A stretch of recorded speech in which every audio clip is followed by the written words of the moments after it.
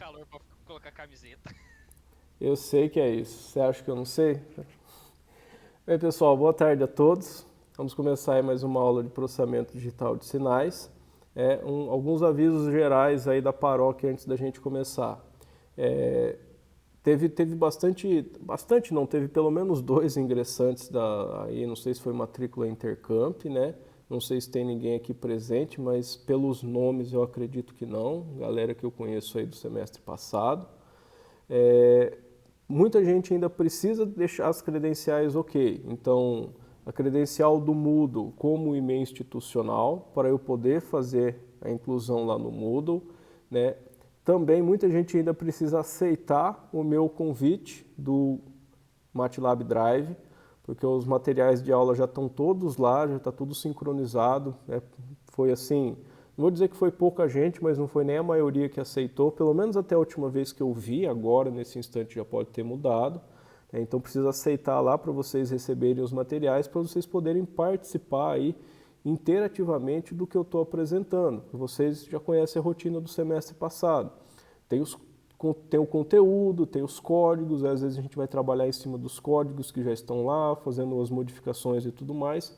E, obviamente, que é uma coisa, vocês me veem fazendo isso aqui pelo momento síncrono gravado, ou outra coisa muito diferente, com muito mais valor, vocês fazerem isso me acompanhando aqui sincronamente ou fazendo isso por conta própria depois assistindo o vídeo, para realmente criar esse entendimento, mas partindo de vocês, não só me acompanhando, porque acompanhando é simples, vocês têm que vencer essa barreira ainda, que é conseguir a autonomia de poder fazer tudo isso sozinho. Esse é o objetivo da disciplina.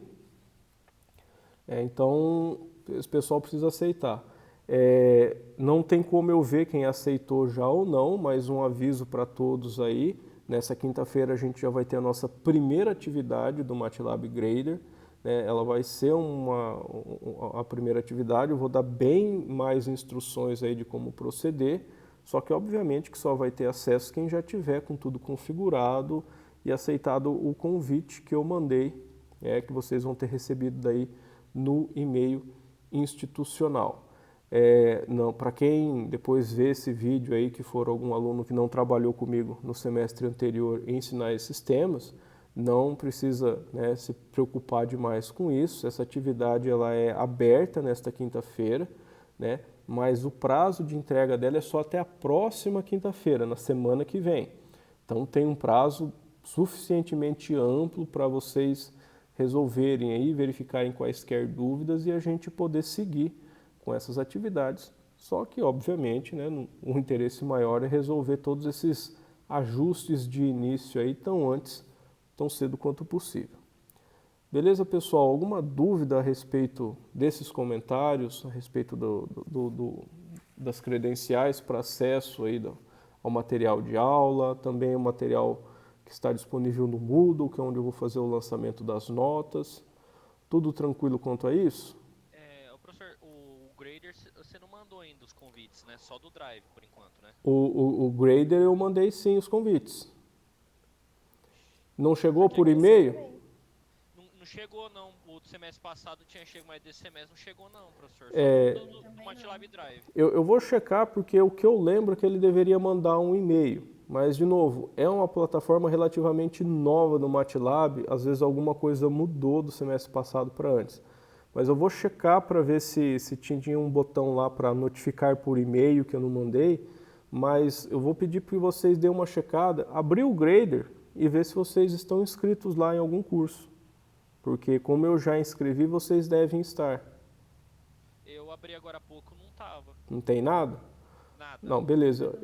Eu vou checar isso então, pessoal, porque eu fiz isso na sexta-feira da semana passada e vou ver se eu não pulei algum passo, se eu não cometi algum engano. Mas aí depois, assim que eu fizer essa checagem e tudo mais, eu dou um retorno para vocês por e-mail, tá ok? Pessoal, fora esses aspectos aí, alguma outra dúvida, algum outro questionamento? Acho que não, professor. Então, beleza, pessoal, vamos iniciar aí os trabalhos. Qualquer coisa vocês me chamem. Pessoal, eu estou na UTF, né? Para quem quiser matar a saudade, estou aqui no B001.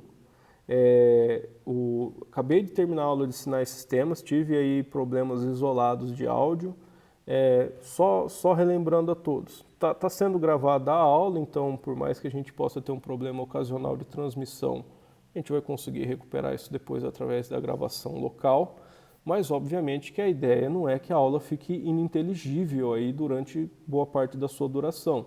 Então se vocês perceberem que o meu áudio está caindo e tudo mais, está picotando, vocês não estão entendendo, que isso está persistente, chamem aí, pessoal, por favor, mandem aí uma mensagem de texto, levantem a mão ou chamem por áudio mesmo, que eu faço uma pequena pausa aí para a gente verificar se a rede estabiliza. Porque também, se fosse para só ser aproveitável a gravação, não tinha por que a gente fazer o momento 5. Vamos lá.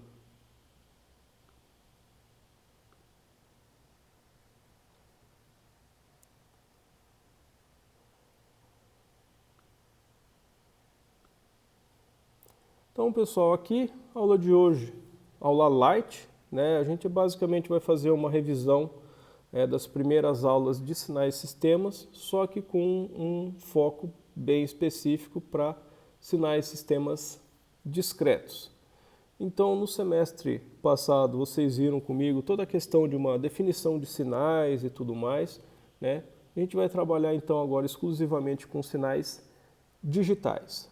Pessoal, o sinal digital ele é a realização física do modelo matemático que é o sinal discreto. O sinal discreto, pessoal, ele é uma função matemática, eu vou ter um sinal x de n, onde x de n é um mapeamento de inteiros em reais, ou seja, o n ele é inteiro, né? É um índice amostral que é um número inteiro. Daí a ideia de que o sinal é discreto, porque o seu domínio é discreto. Mas a função x de n, pessoal, o valor do sinal, ele ainda é real. Isso é a teoria em cima de sinais discretos, que é um modelo puramente teórico para sinais. Na prática, nós temos os sinais digitais. Um sinal digital, pessoal, o valor do sinal, ele também é discreto. Ele é uma quantização feita em um número finito de bits. Obviamente, pessoal, que essa quantização ela traz vários outros resultados em cima dos nossos desenvolvimentos teóricos. Esses efeitos da quantização, pessoal, eles estão fora do escopo, estão fora da ementa do nosso curso de processamento digital de sinais, porque é um curso de um único semestre, quando tradicionalmente esse é um curso de 2 semestres, na grande maioria das instituições. Então, assim, por conta disso a gente não vai poder abordar, não há tempo de abordar os efeitos de quantização. Só que a gente vai poder observar todos esses efeitos de quantização, então a parte prática dessa dinâmica a gente ainda vai ter, só que realmente não tem como ir atrás dos fundamentos, mesmo porque depende de uma matemática que vocês ainda não desenvolveram, depende aí de pelo menos alguns rudimentos de processo estocástico, e processo estocástico acaba sendo, hoje, na maioria das instituições, uma disciplina que é dada a nível de pós-graduação, né? Então, foge muito do que está normalmente dentro aí do nível de graduação nas instituições brasileiras. Então, a gente vai ver e sofrer com os efeitos da quantização, vamos até verificar algumas técnicas ou outras ali de resolver alguns dos problemas da quantização, mas de uma forma geral, pessoal, a gente vai ignorar o problema da quantização. Quando eu falar de um sinal digital ou desenvolvimento teórico em cima de um sinal discreto, né, no decorrer dessa disciplina a gente vai assumir que essas duas coisas são intercambiáveis, são 2 nomes diferentes que eu dou para uma mesma entidade matemática, só que de fato não é. É só uma limitação de escopo da disciplina. Então, a gente começa aí dando alguns exemplos bem simples, né, de sinais digitais ou sinais discretos, onde a gente já começa com um exemplo que é um pouco contraintuitivo. Por exemplo, plotagem de uma sequência senoidal. No semestre passado, pessoal, eu fiz essa apresentação de sinais para vocês, onde eu fiz essa apresentação para sinais analógicos. Para sinais analógicos, pessoal, a gente tem uma situação muito simples, que é a frequência do sinal está definida de 0 até infinito, né? Ou seja, para qualquer valor maior ou igual a 0 e menor que infinito de frequência, eu tenho uma senoide perfeitamente definida. Quanto maior a frequência, maior o número de oscilações, e está tudo ok dentro desse entendimento. Quando eu vou para senoides discretas, pessoal, tem algumas diferenças muito fundamentais a respeito de como eu defino uma oscilação, aí obviamente como que eu também defino a frequência, porque agora eu não tenho mais a função contínua, eu tenho só uma sequência discreta dos pontos. Então, algumas coisas ficam bastante diferentes. Por quê? No tempo contínuo, uma sequência periódica podia ter qualquer frequência, né? Todas as senoides eram periódicas. No tempo discreto, isso não necessariamente é verdade. E também tem uma limitação básica. No tempo contínuo, o período, que é o inverso da frequência, podia ter qualquer valor entre 0 e infinito. Ele tinha que ser maior que 0 e tinha que ser menor que infinito. No tempo discreto, pessoal, eu tenho uma limitação. O período ele tem que ser inteiro, né? O valor das amostras tem que se repetir num intervalo inteiro, porque senão ele não se repete. Os índices são apenas inteiros. Então, o período tem que ser inteiro, e isso traz uma restrição a respeito de quais frequências são possíveis para um sinal periódico discreto. E o período, pessoal, possui um limite inferior que é 1. O sinal com o menor período é o sinal que se repete a cada uma amostra. E diferente do tempo contínuo, pessoal, onde quanto menor o período, maior a frequência, a gente vai ver aqui que, na verdade, o sinal com o menor período, que é o período 1, é justamente o sinal com frequência 0. Então tem algumas confusões aqui conceituais quando a gente fala de sequências senoidais. Então aqui eu tenho um trecho de código, ó, onde eu defino aqui um valor de ômega.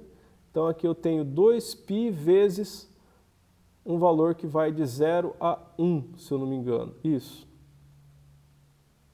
E aí eu observo que tanto para 2π vezes 1 quanto 2π vezes 0, o resultado é exatamente o mesmo. E aqui embaixo eu fiz uma sequência de valores com n de 0 até 31, ou seja, eu tenho 32 valores, onde eu fiz o cosseno de ômega vezes n. Então a ideia é que aqui eu tivesse um cosseno.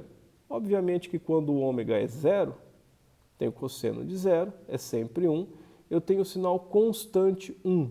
Então repare, quando o período é mínimo, que é o sinal que se repete a cada uma amostra, a frequência não é a máxima, a frequência é a mínima, é a frequência 0. Né? O sinal não muda, é um sinal constante, é um sinal de frequência 0. Quando eu aumento a frequência e tenho ômega igual a 2π radianos por amostra, eu tenho o mesmo sinal senoidal.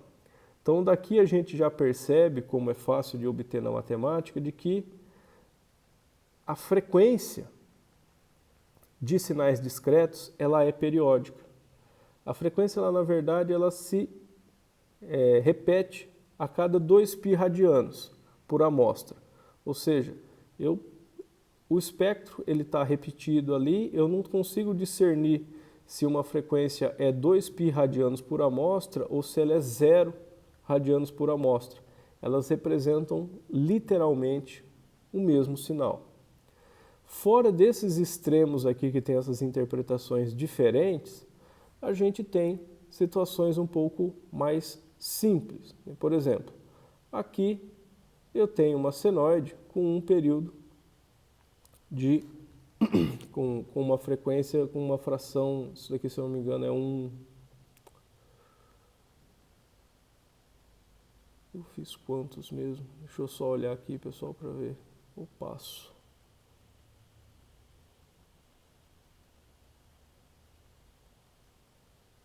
que é 1/16, se eu não me engano. Então,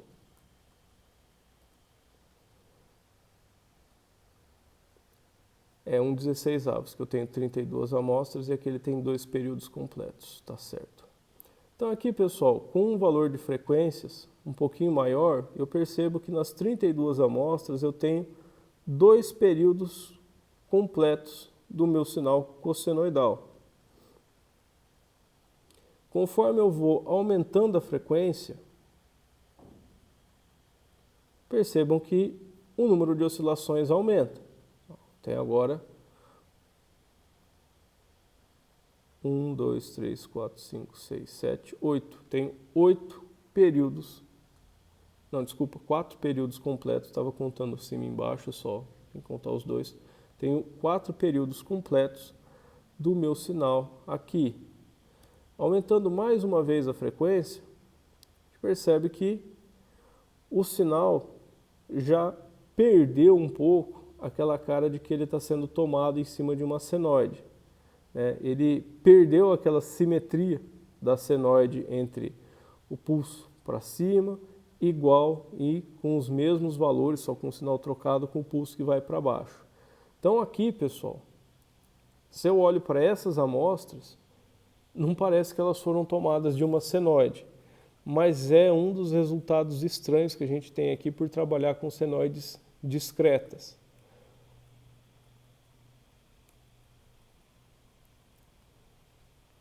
Aqui eu volto a ter algo um pouco mais reconhecível, estou pegando os picos, os vales e os cruzamentos por zero.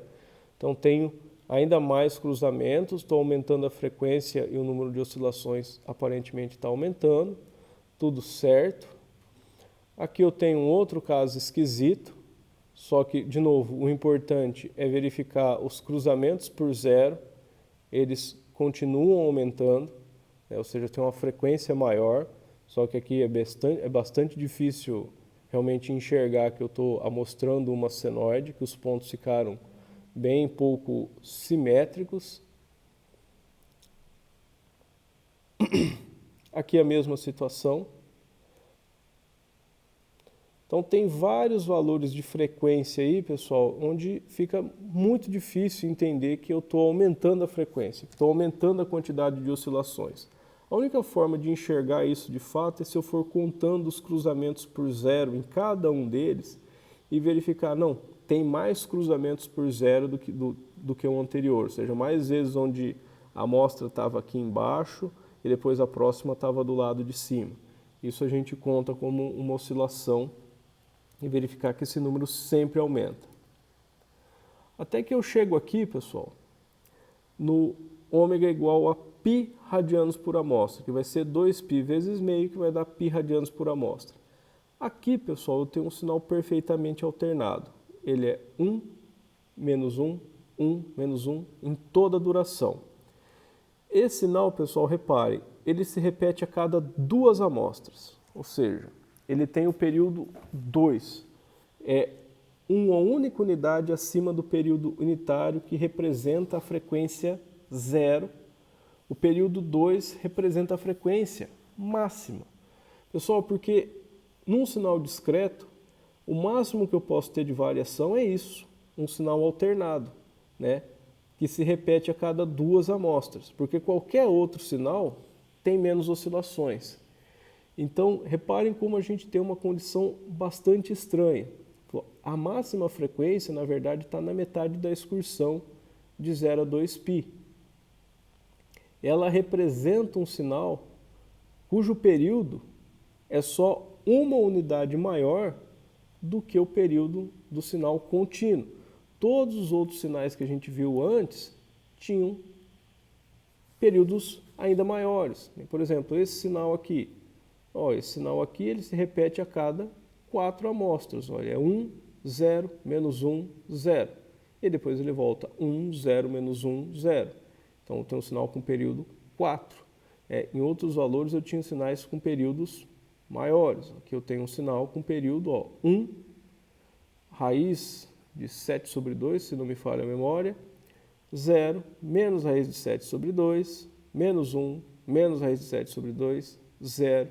raiz de 7 sobre 2, e aí eu volto em 1. Então eu tenho 1, 2, 3, 4, 5, 6, 7, 8. Sinal com período de 8 amostras. Até que eu chego no meio. O período é 2 amostras. Então aquela relação bem tranquila que eu tinha, que a frequência crescia de 0 até infinito, e era sempre o inverso do período, um menor período era uma maior frequência, um maior período dava uma menor frequência, ela não se mantém exatamente em todos os pontos no caso discreto, né? Porque a gente percebe aqui que eu tenho que o período de 1 para 2, ele vai da frequência 0 até a frequência máxima, que é π radianos por amostra, e depois, a partir desse valor, ele vai para frequências intermediárias. E o que a gente vai ver aqui agora, pessoal, continuando o deslize ali, é que conforme eu aumento o valor de ômega, a partir de ômega igual a π radianos por amostra, conforme eu vou aumentando isso, o número de oscilações volta a cair. Ou seja, eu vou aumentando o valor de ômega, só que a minha frequência, de fato, ela vai caindo. Até que em ômega igual a 2π radianos por amostra, eu volto à interpretação de frequência 0. Então, pessoal, em sinais discretos, a gente tem uma confusão um pouquinho mais difícil de entender ali a respeito do entendimento das frequências. Um valor maior de frequência, pessoal, não necessariamente quer dizer que o sinal possui mais oscilações por amostra, né? Isso tem que ser checado dentro do intervalo entre 0 e π radianos por amostra, porque 0 vai ser sempre nenhuma oscilação, π radianos por amostra é sempre o número máximo de oscilações, é sempre um sinal alternado, e qualquer outra frequência, pessoal, eu preciso trazer ela para esse intervalo. Igual fala assim, qual é o seno de 370 graus? É o mesmo de que 10 graus. Os 360 de um ciclo completo eu posso tirar, porque ele não vai influenciar. Eu vou cair no mesmo ponto em cima do círculo unitário. Aqui é a mesma ideia, né? Eu tenho o ômega, que é dado em radianos por amostra, e ele é periódico, com período 2π radianos por amostra. Então, para eu fazer qualquer análise em cima de frequências, eu preciso olhar só o valor da frequência dentro do intervalo de 0 a π. E isso, obviamente, traz aí um cuidado adicional para a gente ter essa noção da frequência do meu sinal. Um outro detalhe importante, pessoal, estava quase esquecendo de falar. Não necessariamente uma senoide discreta é periódica. Eu posso ter um seno que não se repete, porque os seus valores nunca se repetem. A minha frequência ômega, pessoal, tem que corresponder a um período inteiro. Se ela corresponder a um período inteiro, beleza, eu tenho um sinal discreto, um sinal periódico, porque depois daquele período inteiro ela se repete. Mas se o meu período, pessoal, ficar em função de π, por exemplo, aí eu tenho uma situação diferente, porque π é um número irracional. Então não existe uma fração que eu possa escrever que represente π de maneira exata. Então, se o meu período depender de π, aquela sequência senoidal, ela não vai ser periódica. Isso, pessoal, não é um detalhe que eu vou elaborar muito aqui no decorrer da disciplina, nem provar em maior formalidade, mas é um resultado que vale a pena conversar com vocês, porque é uma questão que costuma aparecer em concursos públicos, concursos de Petrobras, esse tipo de coisa que a gente espera que um dia volte a ter para a oportunidade de vocês. Porque todo sinal senoidal contínuo, obviamente, é periódico, a gente nem questiona isso. Mas no caso discreto, pessoal, porque o período precisa ser inteiro, nem toda senoide discreta é periódica.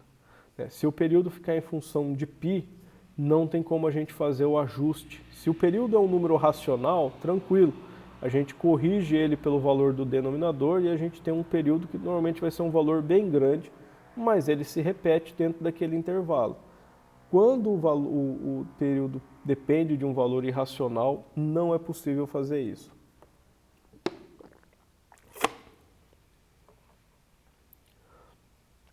Tem as sequências exponenciais. A sequência exponencial, pessoal, discreta, ela é escrita de uma forma bem mais conveniente, que é como uma série de potências. A ideia aqui, pessoal, é bastante simples. Aqui eu estou escrevendo a série exponencial como um vetor de a elevado a n, onde eu escolhi aqui o meu valor de a, tem aqui um vetor com os meus valores de n, e tem aqui um crescimento exponencial, ou se eu uso um valor menor do que 1 eu tenho um decaimento exponencial, né? Tudo isso a gente já viu, é como se fosse a amostragem de uma exponencial, né, que a gente trabalhou no tempo contínuo. Agora, por que trabalhar com A e não com o expoente de menos n? Pessoal, é mais simples trabalhar com a potência sem trabalhar com a função exponencial, porque essa potência A, eu sempre posso escrever ela como exponente do logaritmo natural de A vezes n. Isso vai dar A elevado a n, ou seja, eu posso entrar aí como uma propriedade do logaritmo. Por que a gente faz isso no processamento digital de sinais? Escreve como uma série de potência ao invés de uma exponenciação. Faz sentido em termos computacionais, pessoal. Uma exponencial é uma operação transcendental, né? O computador, a sua unidade de ponto flutuante, ela tem um trabalho bem maior para avaliar uma exponenciação do que ela tem para avaliar uma potência. Uma potência, pessoal, é uma operação aritmética, né? É uma composição de uma operação aritmética simples, que é uma sequência de multiplicações. Então, isso aqui é muito mais fácil de ser calculado computacionalmente do que um exponente de n, né, para uma certa base ali dessa exponencial. Então, a gente usa esse a porque incluído no valor de a é como se fosse o expoente do logaritmo de a na base natural, ou seja, eu contorno todo esse trabalho computacional que eu teria utilizando um valor de A conveniente para o meu determinado exercício. Obviamente que aqui quando A é igual a 1, 1 elevado a n permanece como um sinal constante 1. Se o A é maior que 1, eu tenho um crescimento exponencial. E se A é menor do que 1, eu tenho um decaimento exponencial. Conforme esses valores mudam, eu tenho isso de forma mais acentuada, um decaimento mais pronunciado, ou se eu aumento bastante, aqui eu estou na faixa só de 0,8 até 1,2, eu também tenho um crescimento bem mais agressivo. Reparem aqui que só com 1,2 elevado a n, eu saí de 1 para n igual a 0, para n igual a 31 eu já estou acima de 250. Então, é mesmo uma razão bem pequena, né, 1,2 elevado a uma potência alta, eu começo a ter números bastante altos envolvidos. O nosso degrau unitário, diferente do tempo contínuo, que tinha toda aquela preocupação, algum cuidado, às vezes até um excesso de preciosismo com o valor do degrau na origem, no tempo discreto as coisas são super simples. O degrau unitário é U de n vale 1 se n é maior ou igual a 0, vale 0 se n é menor que 0. Só isso. Então, aqui nesse script para gerar o degrau unitário, onde eu posso alterar aqui o ponto de origem dele, a gente tem esse degrau unitário que ele vale 1 a partir do valor que eu escolhi aqui para a origem dele. Então aqui eu escolhi menos 4, no meu script aqui por causa do da largura do gráfico, posso pegar ele desde menos 9 até 10. E qualquer valor intermediário aí, ele vai gerar um degrau deslocado para mim, sem grandes problemas aí de sutilezas matemáticas, porque a definição dele é bastante clara.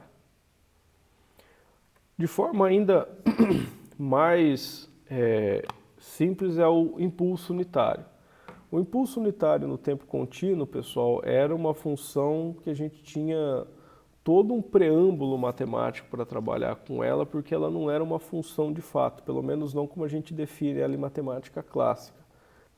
Ela era um operador, né? Tinha uma ideia diferente em cima da definição formal dela. No tempo discreto, pessoal, não tem nada disso. A função impulso unitário, que a gente chama de delta de Kronecker, é uma sequência bastante simples, perfeitamente definida como delta de n igual a 1 para n igual a 0 e 0 caso contrário. Então, não tem nenhuma dificuldade aqui. Na verdade, é um dos pontos que torna o processamento digital de sinais conceitualmente muito mais simples do que o processamento analógico de sinais. No processamento analógico, se você for analisar com rigor matemático, a gente precisa utilizar ferramentas que são muito mais sofisticadas do que a gente precisa para provar os resultados do processamento digital de sinais.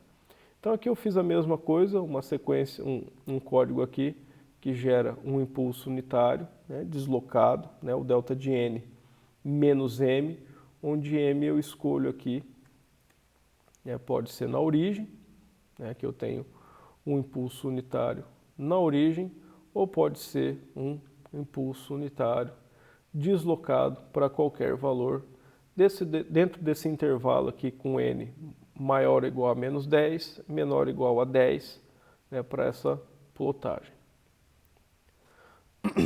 Assim como no tempo contínuo, pessoal, existe uma relação, só que aqui muito mais fácil de ser provada, entre o degrau unitário e o impulso unitário, né? O impulso unitário é a primeira diferença do degrau unitário.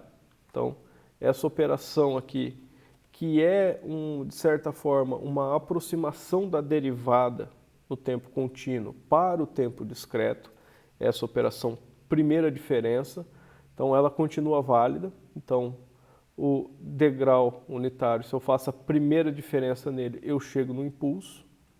E de forma alternativa, pessoal, o degrau unitário é a acumulação do impulso. Ou seja, se eu penso no tempo contínuo, se eu integrava o impulso, eu chegava no degrau, aqui, esse somatório que a gente quase sempre vai chamar ele de acumulação, né?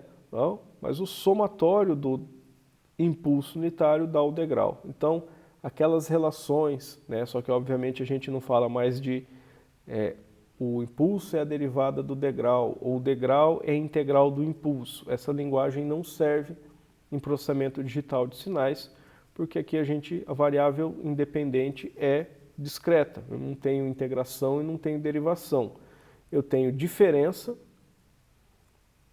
e tenho soma ou acumulação. Normalmente a gente vê o termo acumulação nesse contexto.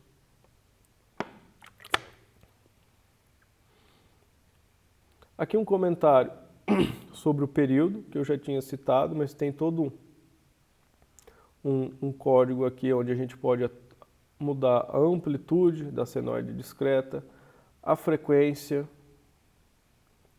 e aplicar uma certa fase para verificar a senoide. Tem um comentário, de novo, mais específico a respeito da periodicidade, que o período precisa ser inteiro, né? Porque senão o sinal senoidal não é periódico.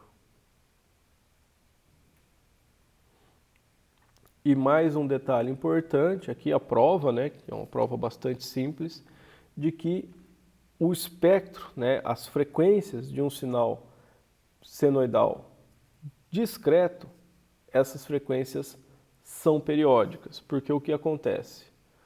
Cosseno de um valor de ômega mais 2π vezes K vezes o N, como N inteiro, eu posso distribuir essa multiplicação, fica cosseno de ômega vezes N, mais 2π, K e N. Pessoal, K e N são inteiros. O múltiplo K e N dá um valor inteiro. Multiplicando 2π por 1 inteiro, eu só estou contando uma volta em cima. O valor do cosseno vai ser exatamente o mesmo do cosseno de ômega N, porque o ômega não necessariamente é inteiro. Então, qualquer revolução que eu dê aqui em cima não vai fazer diferença.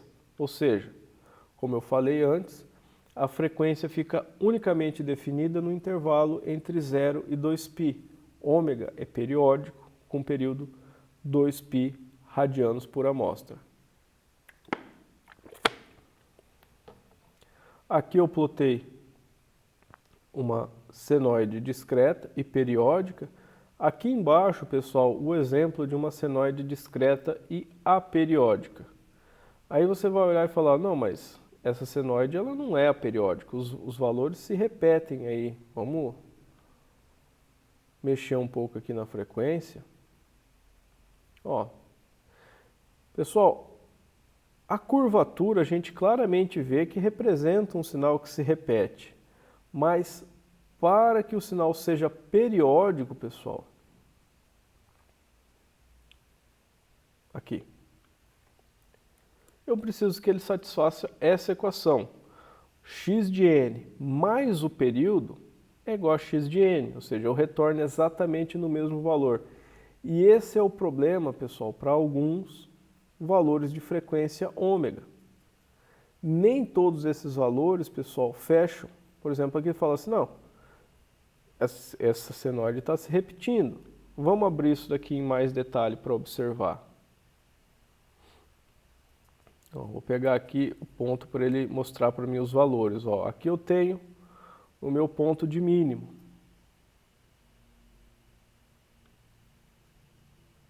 Olha lá, em menos 31 ele calculou a cossenoide como menos 0,999135. Vamos ver o ponto de mínimo aqui do outro lado. Poxa vida, aqui eles estão querendo me derrubar, pessoal. Deixa eu pegar aqui a variável. A variável é x, beleza. Format long x. Tá. X primeiro não, segundo e o último.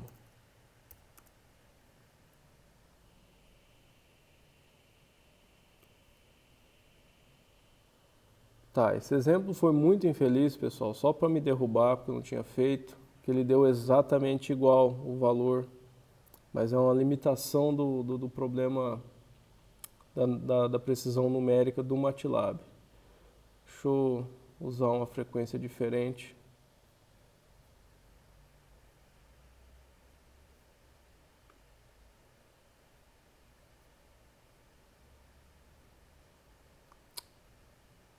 Aqui.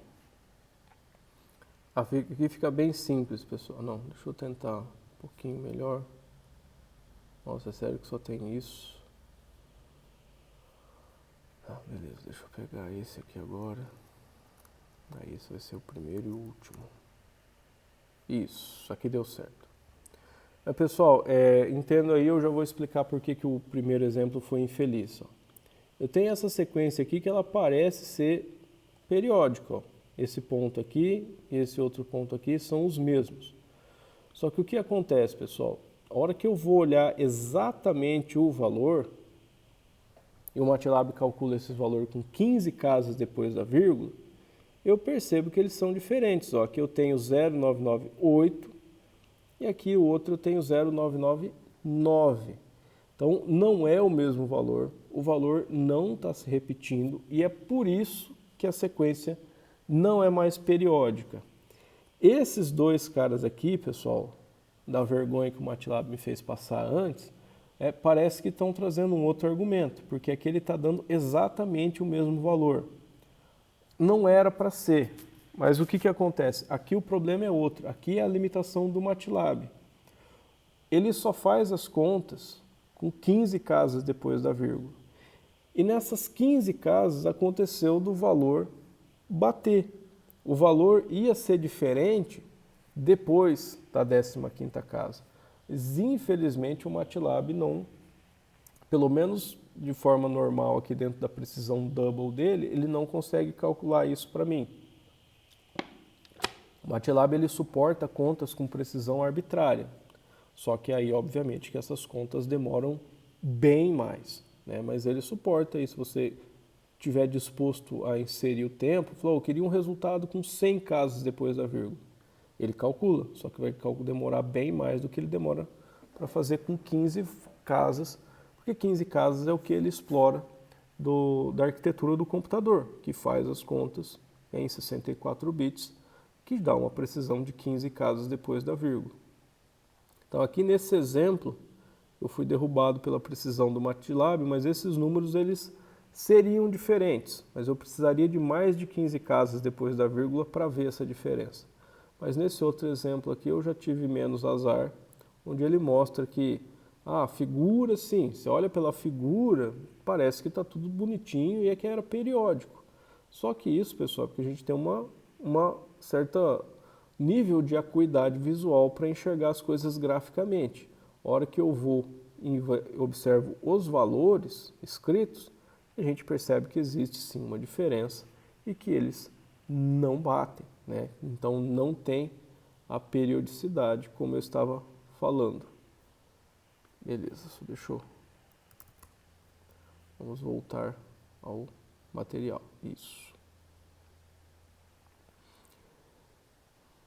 Um outro aspecto, pessoal, para a gente retomar é a respeito daquelas classes de sinais, né? Ou seja, as classificações de sinais que eram bastante importantes que nós tínhamos visto no semestre passado. Então a gente pode classificar os sinais em relação ao seu suporte, né? Um sinal digital ele pode ter suporte finito ou ele pode ter suporte infinito. O suporte, pessoal, a gente entende como a duração do sinal, ou seja, o suporte é o índice da primeira amostra, que a gente vai chamar de M, e o índice da última amostra, que a gente vai chamar de Nzão, ou seja, eu posso definir o sinal com essa cara aqui. Esse sinal, pessoal, se M e N forem inteiros, e obviamente valores finitos, esse sinal ele possui um comprimento dado aqui como N menos M mais 1. De novo, porque eu conto o M, né? Então tem um comprimento aqui que dá a diferença de N menos M, só que mais 1 porque o M conta, que ele já é a primeira amostra do sinal. Então, essa classificação ela é bastante importante, pessoal. Primeiro porque na prática, todo sinal fisicamente realizável, todo sinal digital é suporte finito, né? Porque eu tenho ali uma quantidade finita de memória para armazenar esse sinal, né? Eu tenho uma capacidade finita de processamento para trabalhar com esse sinal. Então, na prática, pessoal, todo sinal fisicamente realizável é finito. Vão falar assim, mas qualquer coisa? Sim, qualquer coisa. Faroeste caboclo, pessoal, por mais longo que seja, possui um número finito de amostras de áudio lá. São 48 mil amostras por segundo, são umas 2h30 de música, só que a hora que você faz a conta, fecha ainda num número finito de amostras, né? A mesma coisa para sinais de vídeo, a trilogia do Hobbit. É uma semana inteira só de filme, sem os comentários ainda. Mas no final do dia, se você pega aquilo, multiplica pela resolução de pixels, multiplica por 3, que é cada pixel RGB, no final, pessoal, dá um número, sabe, que é o número de átomos no universo, alguma coisa perto disso, mas ainda é um número finito, sabe? Ainda é algo finito. Todo sinal digital é um sinal de suporte finito. Só, pessoal, como vocês já devem imaginar, nem todos os modelos que a gente vai utilizar de sinal são de suporte finito. Um exemplo, os próprios sinais senoidais que a gente estava trabalhando agora. O sinal senoidal ele tem duração de menos infinita a mais infinito. E a gente faz análise de Fourier no tempo discreto, ou seja, a representação senoidal para nós ainda é muito importante. Então, apesar de eu ter essa limitação prática de que todo sinal fisicamente realizável possui suporte finito, ainda é muito importante que no processamento que a gente for teorizar, ele possa ser aplicado para sinais de suporte infinito, porque muitos modelos matemáticos que a gente vai utilizar se enquadram nessa última categoria, eles não são limitados. Então, a gente desenvolve uma teoria bastante global para qualquer tipo de sinal, só que a gente tem resultados particulares mais simples quando a gente garante algumas coisas. Dentre elas, o suporte finito. A gente vai ver, pessoal, que a ideia de que os sinais digitais possuem suporte finito, ela é fundamental para o desenvolvimento do algoritmo da transformada rápida de Fourier, que é, segundo a revista, segundo toda a editora da I3E, né, o desenvolvimento mais importante do século XX. Ou seja, pensa em tudo, pessoal, que a gente conseguiu em termos de engenharia elétrica, engenharia eletrônica no século passado. Todos os desenvolvimentos de todo o século. A I3E considera que o desenvolvimento mais importante foi o da transformada rápida de Fourier. E esse é um assunto que a gente vai tratar neste semestre, nesta disciplina, para ser mais exato. Da mesma forma que a gente viu lá em sinais contínuos, aqui em sinais discretos a gente tem uma classificação distinta para sinais que são absolutamente somáveis. Sinais absolutamente somáveis, pessoal, possuem um nicho de interesse, é uma das condições para que o sinal possua uma transformada de Fourier, é uma daquelas condições de Dirichlet, então representa um sinal bem comportado. De novo, na natureza, todo sinal é absolutamente somável. Nos nossos modelos matemáticos, isso nem sempre é garantido, embora seja uma propriedade aí que traga várias facilidades no desenvolvimento teórico, inclusive, como eu acabei de citar, a existência de uma transformada de Fourier é só para sinais absolutamente somáveis. Sinais de energia. É uma subclasse dos sinais absolutamente somáveis, só que agora é o módulo ao quadrado que tem que ser somável, ou seja, esse somatório do módulo ao quadrado é finito. Esses sinais, pessoal, onde o módulo ao quadrado é absolutamente somável, a gente costuma chamar de sinais de energia. Vem do entendimento mais básico da física, que essa energia ela não é exatamente o valor da energia física que a gente costuma dar em joules no sistema internacional, mas ela é proporcional a esse valor em joules. Vai depender de outras questões elétricas, como impedâncias e tudo mais. E no caso do sinal discreto, obviamente que a gente entra num nível de abstração um pouquinho maior. Mas segue a ideia de energia, porque é muito interessante em várias aplicações a gente fazer um processamento de sinais que preserve a energia do sinal. Isso tem várias aplicações. Por exemplo, num receptor de rádio. A gente sabe que conforme a gente se afasta da estação transmissora, a onda que a gente recebe ela é mais fraca. A amplitude da onda, seja ela amplitude modulada ou frequência modulada, ou mesmo se for rádio analógico ou rádio digital, a amplitude, a potência do sinal que eu recebo, ela diminui conforme eu me afasto do transmissor. Só, pessoal, que seria um problema de usabilidade e conveniência muito grande se, conforme eu me afastasse do transmissor e recebesse um sinal mais fraco, o volume do rádio fosse diminuindo, proporcionalmente à potência do sinal que eu estou recebendo. Ou não seria muito melhor se o volume também fosse aumentando conforme eu me aproximasse.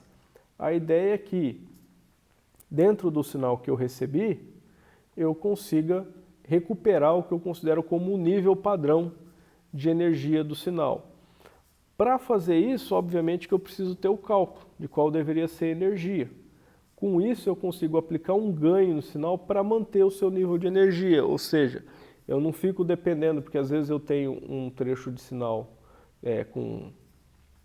de silêncio mesmo, né, que não tem ninguém falando nada, ou um trecho de silêncio entre duas músicas, que eu não vou lá amplificar um monte de ruído de fundo, que só vai prejudicar a experiência, mas também tem que ver que quando eu tenho, né, uma grande variação dinâmica de volume de sinal, né, de potência de áudio, eu também não vou fazer um estrondo enorme que é desconfortável, que é ruim e que no mínimo vai jogar os alto-falantes naquela faixa onde eles começam a ceifar o topo da senoide e dão aquela distorcida horrível. Se bem que aqueles mané com carro som alto na rua acham que aquilo é ótimo, mas em termos de qualidade de áudio qualifica-se facilmente como horrível, né? Porque o som está todo distorcido, que está operando fora da faixa dinâmica dos alto-falantes.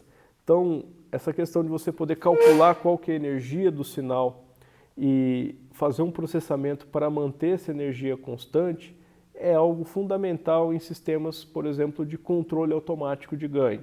Por exemplo, eu tenho uma recepção que possui uma potência, uma qualidade variável, só que a minha reprodução sempre mantém o mesmo nível de potência.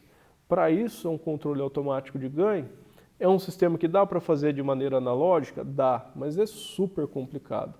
Enquanto a sua operação em sistemas digitais é um dos exemplos mais triviais de processamento digital de sinais que eu poderia citar aqui de cabeça. Da mesma forma que a gente tem a definição de sinais de energia, né, eu tenho a definição de sinais de potência, né, quando o sinal não é de energia, porque ele tem energia infinita, um modelo alternativo que a gente usa para manter algumas das ferramentas matemáticas que a gente tem é o modelo do sinal de potência, onde a potência média do sinal é finita. Obviamente, pessoal, que existem algumas expressões matemáticas que não dão um sinal nem de energia nem de potência. Eu considero isso como uma curiosidade matemática, não é algo que a gente precisa abordar aqui. Então, quase sempre a gente vai estar trabalhando com sinais de energia. Quando esses sinais não são de suporte finito, porque todo sinal de energia possui suporte finito, aí a gente vai migrar para o entendimento de sinais de potência. Por exemplo, uma senoide. Senoide tem duração infinita. Senoide é um sinal de potência. A gente modela isso como um sinal de potência. A potência média é finita, porque a energia não tem como ser finita. O somatório da energia aqui, se esse x de n for uma senoide, esse cara vai para infinito. Não tem como se manter finito.